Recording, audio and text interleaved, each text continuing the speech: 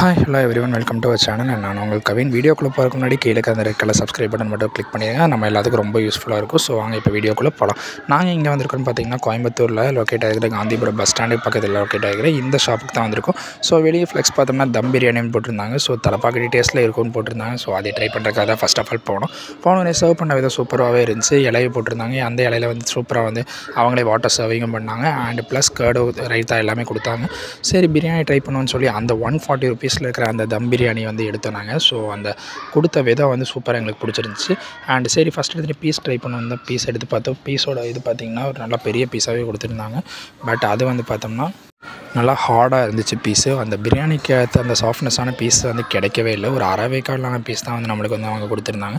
So piece வந்து ஒரு மட்டமான டேஸ்ட்டில் தான் இருந்துச்சு. சரி பிரியாணி ட்ரை பண்ணுவோமே அப்படின்னு சொல்லி தான் வெயிட் பண்ணிகிட்டு இருந்தோம். பட் அவங்க சீரக சம்பா ரைஸில் கொடுத்துருந்தாங்க. ஸோ தலப்பாக்கட்டி சீரக சம்பா தான் கொடுப்பாங்க. ஸோ அந்த ஃப்ளேவர் சூப்பராகவே இருந்துச்சு. ஸ்மெல்லும் நல்லா இருந்துச்சு. ஓகே அப்படின்னு சொல்லிட்டு கூடவே கொஞ்சம் அந்த சால்னா ஊற்றி ட்ரை பண்ணுவோம் அப்படின்னு நாங்கள் வந்து பார்த்தோம். ஸோ பிரியாணி வந்து 140 rupeesக்கு டேஸ்ட் வைஸில் வந்து ஒரு சூப்பர்னு சொல்லவே முடியாது. ஒரு மட்டமான இதில் தான் இருந்துச்சு. தலப்பாக்கட்டோட ஃப்ளேவர் சுத்தமாக கிடைக்கவே இல்லை. பட் அவங்க வந்து அந்த சால்னா கூட ட்ரை பண்ணும்போது உங்களுக்கு நல்ல ஒரு டேஸ்ட் வந்து உங்களுக்கு கிடைக்குது. ஸோ ட்ரை பண்ணி பாருங்கள் வேணா. பட் அந்தளவுக்கு டேஸ்ட்டு கிடைக்காது.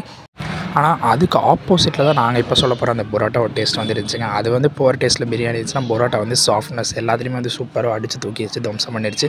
ஸோ அந்த பரோட்டா எடுத்து சாப்பிடும்போது தயிர் பச்சடி ப்ளஸ் சால்னா ஊற்றி பிச்சு போட்டு சாப்பிடும்போது அந்த பிச்சு போட்ட பரோட்டா வேறு லெவல் காம்போங்க. நம்ம கோயம்புத்தூர் ஸ்டைலில் வேணால் நீங்கள் வந்து தேங்காய் சட்னி ஆட் பண்ணி சாப்பிட்டு பாருங்கள். நல்ல டேஸ்ட்லேயே வந்து கொடுப்பாங்க.